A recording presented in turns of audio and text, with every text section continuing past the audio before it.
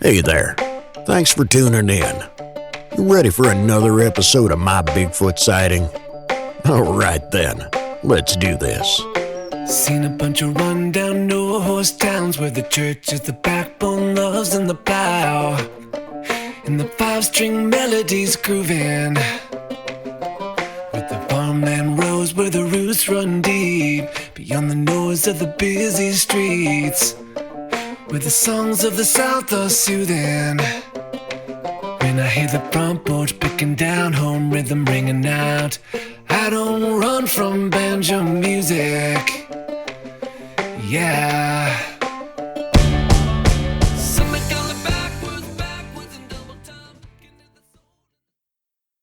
If you'd like to be able to listen to the show without ads and have full access to bonus content, that's an option. To find out how, please go to mybigfootsighting.com. My Bigfoot sighting happened 36 years ago. My name is Ernest Davieau. I have a little bit of a background in the military as a specialist. I have a heavy background in martial arts. I'm a butcher, and I've hunted pretty much all of my life up until my encounter. My encounter happened on the last week of hunting season in the state of Massachusetts, in the Cobble Mountain region, on the Granville side of the reservoir.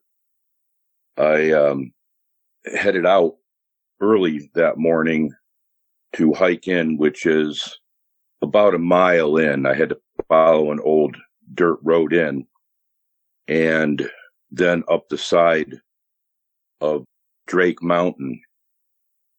I had known that from my studying of the area and the direction that the wind would be blowing, how to enter that area, and that the deer would be almost at the top of Drake Mountain near some boulders. As I had gotten in there that morning, I was just approaching that area where I felt that I was going to jump the deer. It was a little chilly out. There was a slight frost on the ground, but it was what I would refer to as being sporadic. I wasn't worried too much about anything that was going to be on the dirt. There wasn't really anything on the rocks. It was mostly on the tops of the leaves, which it was pretty barren on that trail going in. And as I got up to that area where it turns up onto the top of Drake Mountain, I had jumped a group of deer that were obviously bedded down, and I could tell by the sound that it was indeed deer, not a rabbit or squirrels scurrying around in there. It was, a matter of fact, it was deer. At that point, I proceeded to try to get an advantage on them by getting out in front of them. I knew that they would travel across the top of the ridge, which paralleled that road as it swung up over the top of Drake Mountain. As I had rounded the turn up there, which is fairly steep, I believe that the mountain is only around 1,600 feet. They stayed right parallel to that road, and I started doing what we refer to as a two-step. I learned how to hunt when I was a kid from my great uncle. He was a guide in Maine during the Depression, and he knew a lot about hunting. So as I paralleled the deer that were going across the top of the ridge, I couldn't see them, but I could hear them. I would two-step so that I didn't sound bipedal. I would sound more like a four-legged animal if they did hear me, which they would stop every now and then. I'm assuming that they were browsing up there, eating the twigs off of some of the saplings or some of the acorns. There was a little beech nut grove up there, so they would probably meander through that and pick up some of the beech nuts also. Approximately, I'd say 500 yards out in front of them, that trail actually dogleg back down and around that top of the ridge that would be where Drake Brook came out of the mountain. And there was a stone wall that cut straight across from my point on that path directly to the other side where it dog-legged back down off of the mountain. And I knew that if I could get out to that point in front of them, that they would come over the top of that stone wall and I would get a good shot at them. And of course, in Massachusetts, it's shotguns only, and that was shotgun week, the last day of shotgun week in the state of Massachusetts. I had successfully gotten out to that point and took a position up waiting for them approximately 45, 50 yards from that stone wall. Between the stone wall and myself, there was a small set of pines. They were old pines. And I knew that if they came over that stone wall, I would get a clean shot at one of them. So I just took a position, squatted down with my shotgun up. At that point, I noticed a movement to my left, about my 9 o'clock position, about 35 yards away. So I looked over towards that, and I felt that it was a deer laying down next to a tree. And I had my shotgun on it, and I was waiting for it to get up higher, because in the state of Massachusetts, they really frown on you shooting a deer that quite possibly could be laying there sleeping. And as it got up, I could see that it indeed didn't have the silhouette of a deer. It was a bigger bodied animal. And my concentration was divided between the deer on the other side of that stone wall and the animal that was by that tree. I started feeling strongly that it was probably a bear because of the body size. And then it got up a little bit more. It was really close to that tree. And at that point, I could tell that it wasn't a bear, that it had more of a silhouette of a man that was crouched down with its head on the opposite side of that tree, blocking its view from me. So I felt at that point that I had another hunter in that area with me, which surprised me because I was in fairly deep, and I had never seen another hunter or a sign of another hunter in that area other than somebody that used to go up there with me into that area. At that point, I decided to try to just move forward just a little bit, stay low to the ground, squatted, and move forward just a couple of feet, just in case those deer came over the stone wall. I didn't want the deer to run between myself and this other, obviously, person that I felt that it was at the time that was up against that tree, because I knew darn well that they couldn't see me. That if they did run between the two of us and he didn't know I was there, that there was a good likelihood that he would probably shoot and maybe get me instead, wound me or cause harm to me. So that's why I moved forward a little bit. As I moved forward a little bit to do that, I noticed that it was still getting up taller, higher up on the tree, but right against the tree. And it took my attention again that it was definitely man-like and quite large, very large. I was still trying to remain cognizant of the deer on the other side of that stone wall, because at that point right there, it sounded like a WWE wrestling match going on the opposite side of that stone wall. Even though I couldn't see the deer, there was something going on. It wasn't bucks fighting. It wasn't bucks rubbing their antlers on a tree. It was the deer themselves. It sounded like they were being attacked. That there was something wrong there. At that point, this being was fully erect, still with his head on the other side of the tree, and I was able to mark off. It was just absolutely the biggest thing I've ever seen. If indeed it was a man, it was the biggest man that I've ever seen in my life. And being a fighter, I was shocked. He wasn't wearing orange, but he was really tall, really big.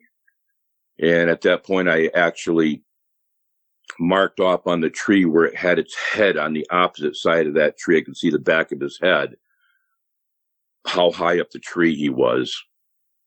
I knew that I was going to have to possibly go over and check that out to measure it off exactly. At that point, it swung its right leg around that tree to my side of the tree, and also brought his head around that side of the tree. At that exact point, I basically knew what it was. I was totally taken aback by it. I had my shotgun leveled right on it, and it looked right over at me. And then it did a double take. It looked back towards where the deer were on the other side of the stone wall, and looked back towards me, and then fully stepped around. Like I say, it was totally surprised that I was standing there. As it stepped around that tree looking at me, it took a step forward, and it put both its hands out, palms facing towards me, like about chest level, elbows in. The elbows were just above the waist, but almost centered on its body along its torso, and pumped them twice. The thought that I had running through my head was, oh my God, this is the Sasquatch, but it's trying to tell me to hold on, to wait, don't shoot or whatever. So I lowered the front of my shotgun to half arms. I call it half arms. So it wasn't pointed directly at the ground, but it was still in his direction, but lower. And it walked towards me some more. Again, this started off at 35 yards. I could fully see it. I could fully see the size of this thing. Later on, I went over to the tree and checked it out on the tree on how tall it was by standing next to it and then measuring off of where my hand was to the mark I had seen on the tree. It was 7'8" tall. It kept walking towards me. It lowered its hands waist level out in front of it with palms down. Now at that time, I'm totally taking in everything that's going on around me, just to make sure that I was not hallucinating or dreaming. I had seen a plane. I actually looked up a little bit and seen a plane because I heard it going over me. I knew I would somehow need this if I survived this to relate this story to other people. This happened 36 years ago, and I never really told anybody about this until last year. But after it put its palms down, it put its palms up in the same position. I'm taking that to mean that it didn't have any food, and it was asking for something, and I'm figuring that it was asking for food. It also pointed towards me with one finger with its right hand to my chest, and then it pointed back towards itself with one finger to its chest. And again, I have to say that it was unbelievable that something like that would happen to me, that I'm actually seeing these things. It's one thing to see a Bigfoot or a Sasquatch, but it's another thing to have this interaction with them. Again, it kept walking closer to me, till at one point it pointed over my shoulder, and then it pointed over my shoulder to the opposite side of my body. At this point, it was probably 10 feet or so away from me.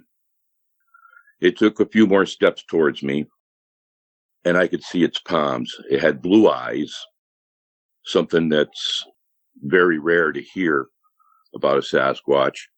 I observed everything on it. It's the hair on it, on its forearms, in some spots, from the crease in its elbow down towards its palm, was almost void of hair.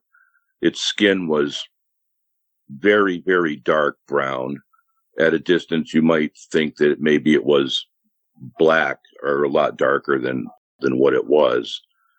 It definitely had hair on it. It didn't have fur on it. It was dark, dark brown fur, or hair, I should say. And it was about 6 to 7 inches long. I could see the wrinkles on its face. Its nose was flat, like a boxer's nose, wide and flat, like it had been in a few fights and just got it pushed in a little bit. Its hands looked identical to a human being's hands. Its palms looked exactly like ours. It had the same markings on its palms that we have on ours. I decided at that point that I should do the same signals that it did to me, and hopefully communicate with it a little bit, because I really wasn't going to run. I don't think it would have been a smart thing to do. This being, or Sasquatch, as a lot of people call it, looked very fit, very, very fit, almost like a bodybuilder, 7'8" tall. I think that it weighed 500 pounds, could have weighed closer to 600 pounds at that height and that body build. At the point that I repeated everything back to the Sasquatch, the hand signals, it turned towards the stone wall, to face a stone wall, and it brought both its hands up towards its mouth, palms in, and it let out 3 whoop noises. And in between each whoop noise, it was about a space of a second and a half. It was very deliberate, like a whoop, and then a second and a half, and another one, a second and a half, and then another one. At that point, with it still looking in that direction, it whistled. Now, many times when I've been out hunting with my great uncle and my father, the hunting party, we would whistle back and forth to let each other know exactly where we were. Maybe we had found a track and we were following it, so everybody would move as one through the woods. It sounded exactly like another person, another man whistling. And then it made an arm gesture with its right arm towards that area. And as it made the arm gesture, it was more like a, come on, I want you to go that way. And it pointed back in the direction where it had originally come from. And then it turned towards me and kind of bowed its head a little bit, and then completely turned and headed back in the direction that it came, exactly where it had pointed, or obviously another one to go, or more than one to go. And it lumbered off. It didn't really run. It wasn't a walk. It wasn't a fast walk. It was more like a lumber off, a long stride, to about the 55, 60 yard mark past where I had originally seen it. And at that very point, when it got to that area, another one broke the tree line right from the other side of that stone wall. I could hear it I could hear it coming. I could hear it running towards that first Sasquatch that I seen. And as soon as it broke that tree line, I watched it run over there. And I hear a lot of people, and I've read a lot of stories on how Sasquatch chased it out of the woods and they outran it back to their car. There's no way you're going to do that.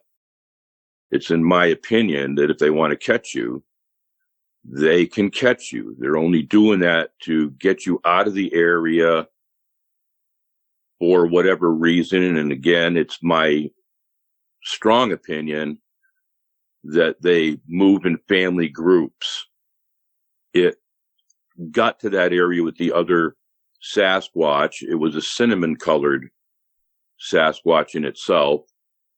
And it was a little bit shorter. It was probably around the 6'6" mark, just a little bit above its shoulders.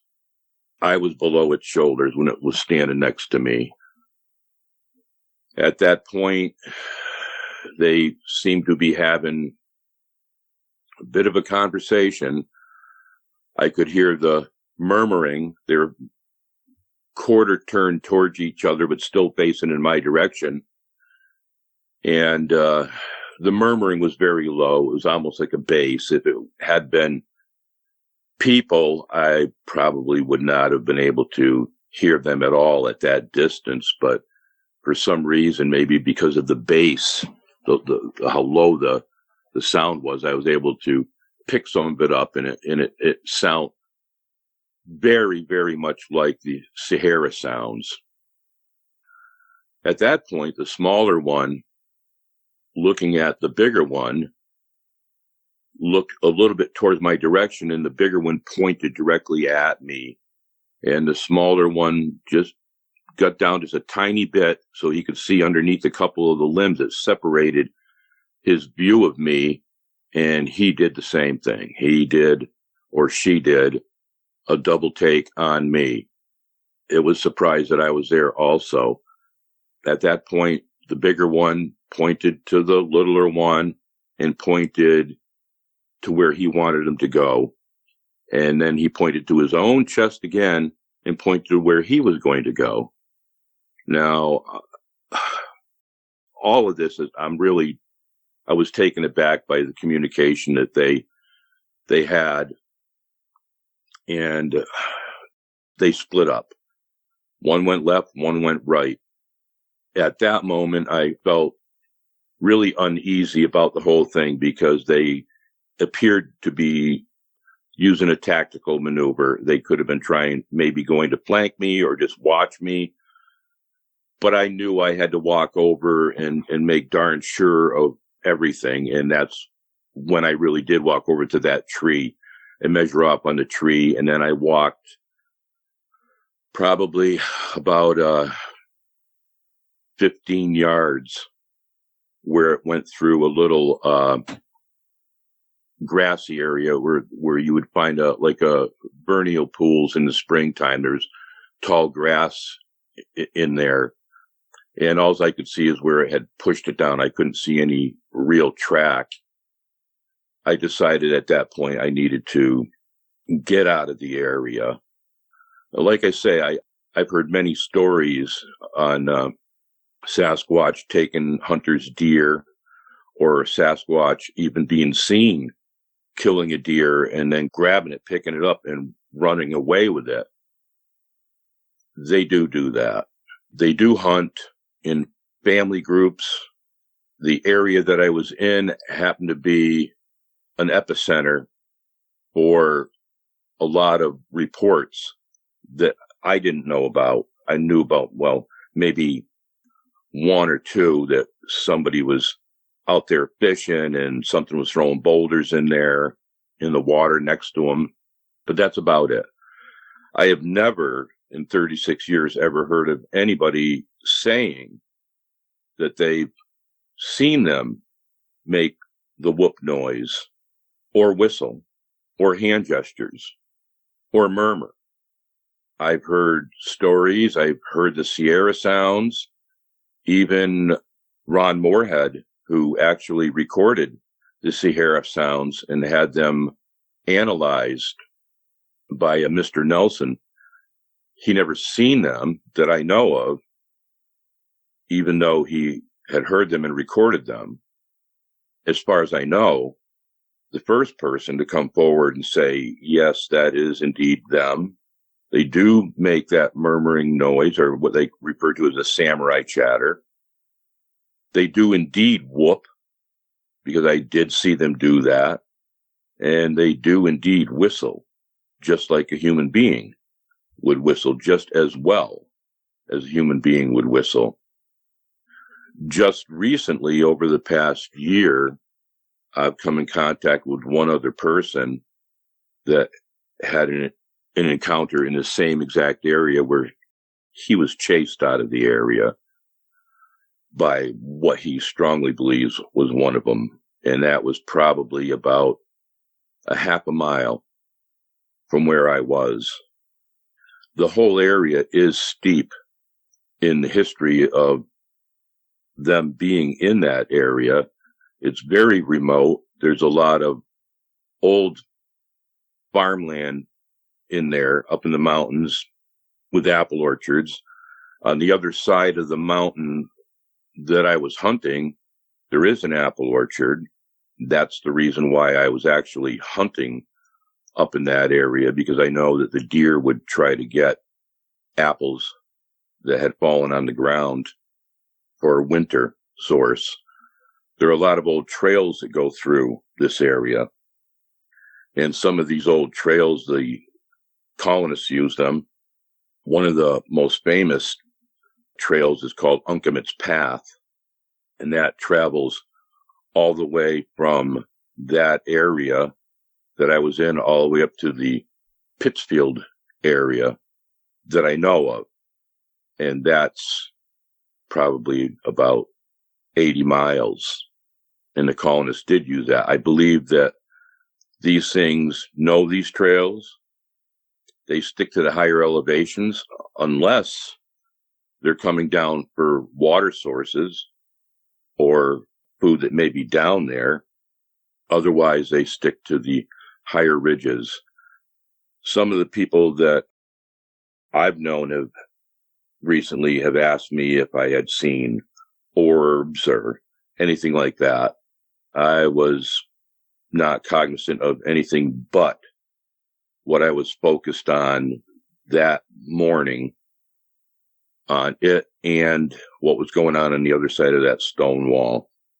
I believe strongly that that day they did, because of the noise that I heard in there, that they did get a deer, even though I had never gone over and checked that area that morning. I could tell by the noise that something had happened to those deer, and under no circumstances was I going to go over there and investigate that and give them the notion that I was going to take their deer. Now, the hand signals that it showed me on the food, it didn't have any, and it was asking for food. That's my opinion. I did not repeat both of those hand signals back. I repeated the hand signal that I had no food. I put my hands out, my palms down. I wasn't asking it for any food. I do recall that when I repeated that last hand signal to it, over its shoulder, both shoulders, with my right hand and pointing, that's when it made the decision that it was going to leave. And it looked at me and it made the whoop noises and then whistled. I know that investigations that are going on about the DNA, that they all seem to be coming back corrupted, but they only show one side of the DNA. And the side of the DNA that they are claiming was corrupted shows human. Not too many people talk about the other side of the DNA. The other side of the DNA is completely unknown. There isn't anything in the records on what type of an animal it could be. It looked extremely like a cross between a caveman and a Native American and a Neanderthal. They appear to be very smart. The one that was the closest to me I strongly believe that the tactic they were using is pinch point ambush, that it was set up on that pinch point so that if any of the deer got over that stone wall, that it was going to pick up the chase, just like wolves do. They'll be chasing down a buffalo or chasing down a deer or whatever. And as one tires, a stronger one will take over at another vantage point. That's exactly what I feel that this Sasquatch was doing. How it got up to that tree, why it never alerted me to being there, I have no idea, other than the fact that it was very low to the ground. There's a slight knoll right there by that tree, so it could have been just on the other side of that knoll and crawled up to that tree, and maybe that's what picked up my attention on it and made me believe that it was possibly a deer, that I seen a bit of movement, but it was still really low to the ground. The proximity of it being near me, a lot of people asked me if I was scared. Well, my military background coupled with my martial arts background, which I was very heavy in martial arts, thankfully had me thinking that I really should not be running at this point. I was definitely not going to stop this with my shotgun. It was that close. I could have treated it like something that was going to assault me, like a bear or whatever. But again, it didn't. It knew how to approach me. That's the scariest part when people hear this. Because it knew how to approach me, and I've seen Missing 411, I've watched a lot of their shows, I can only assume that perhaps it could be, in my opinion, that maybe some of these people that have been missing, and that's the way a lot of people in the community lean towards, is it was because of something like this, because it knew how to approach. And that for me is mind-blowing. Why it treated me the way it treated me, I don't know. I've heard people say, well, they use infrasound. No infrasound was used on me. I've heard people say that they go through portals. It could be. Those two things could very well be. But it ran away or lumbered off away from me. It didn't use a portal to disappear, nor did the other one. I've heard people say, well, they only eat plants. Well, I'm here to say today that that's not what they were set on doing that morning. Quite obviously, they do eat meat. What portion that takes up from their diet, I don't know. But they do eat meat. And that is the way that it ran off or lumbered off from me. It didn't just go through a portal. It's been 36 years. And after being a hunter pretty much all my life, at that point, I never went back in the woods again. Now, over the past couple of years, I do go in. I don't go in far. I do carry a firearm on me because just like human beings, even though we have good human beings and bad ones, they obviously have good ones and bad ones also. And I'm not taking that kind of a chance. I know that there's a lot of organizations out there that a lot of people go out there and they bang on the trees.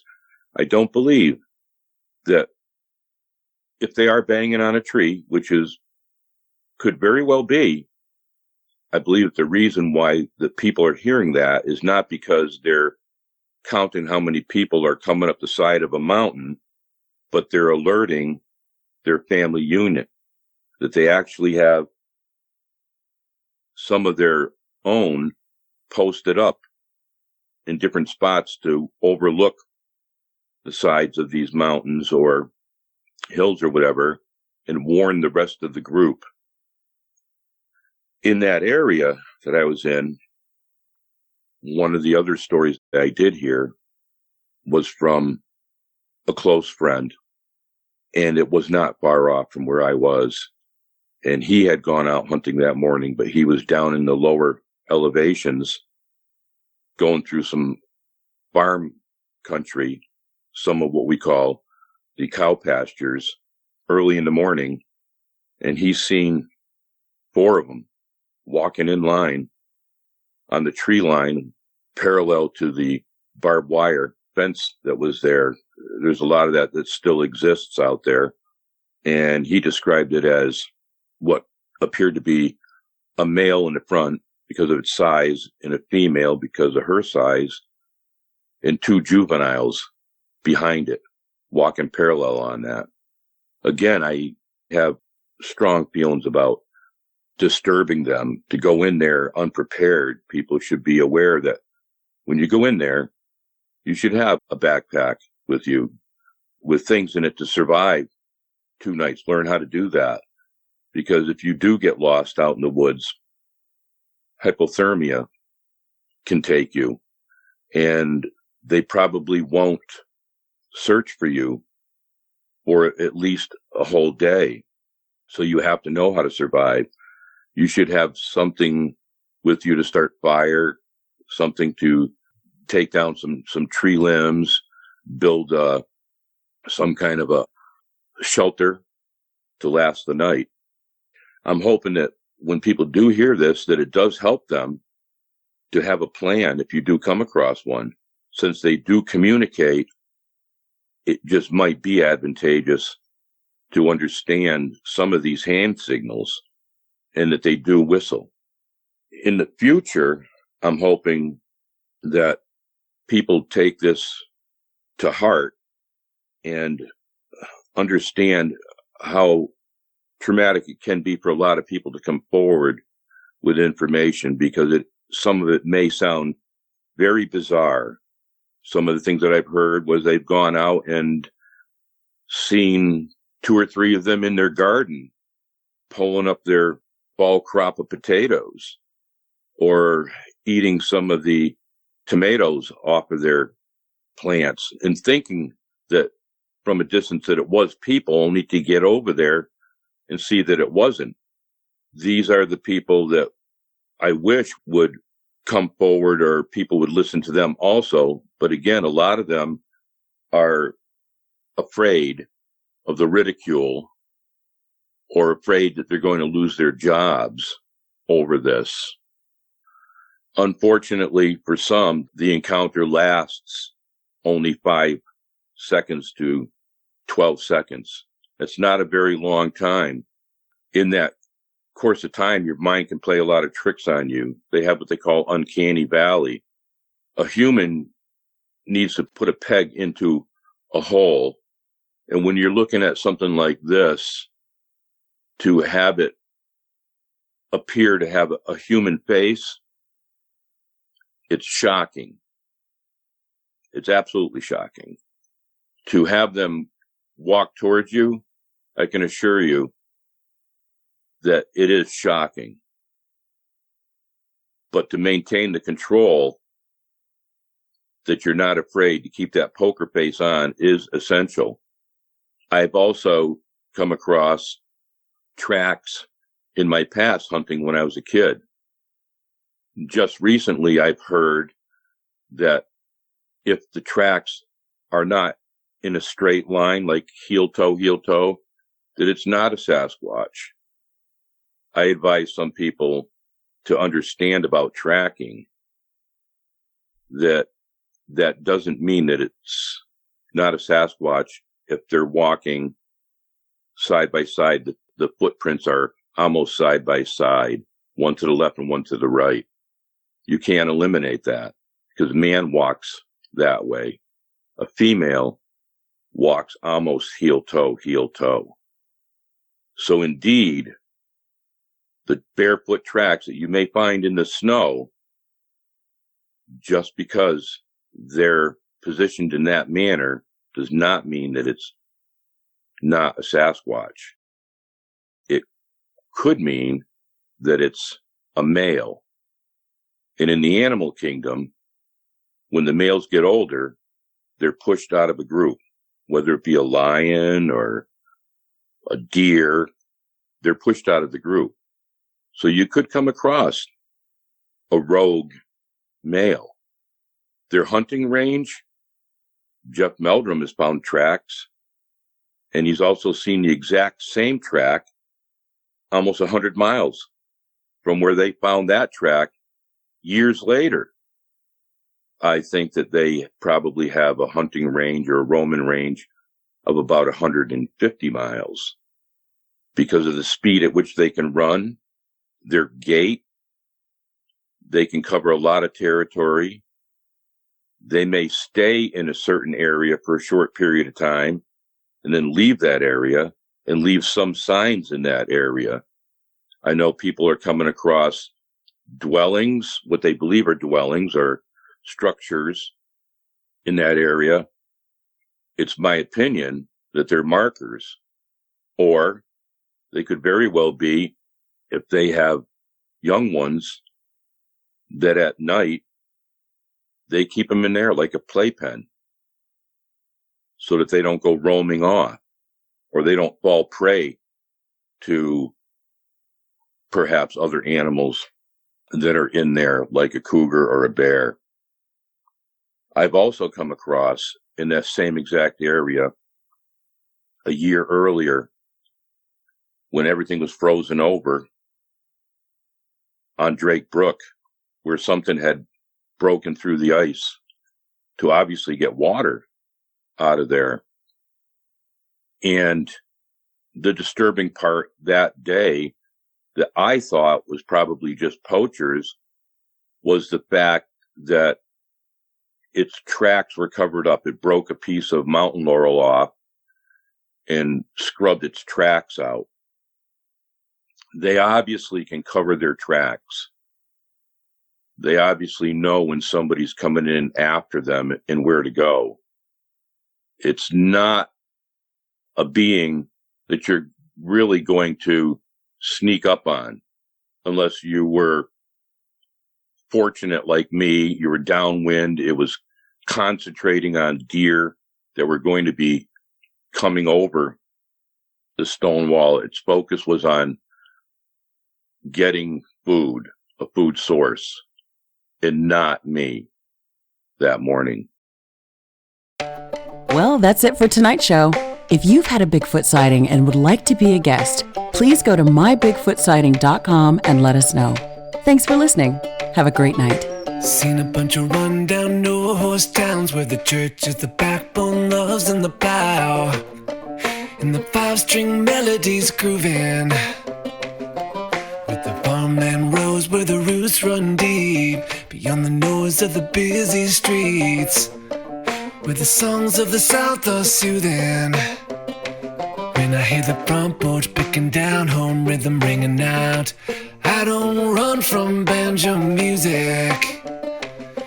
Yeah.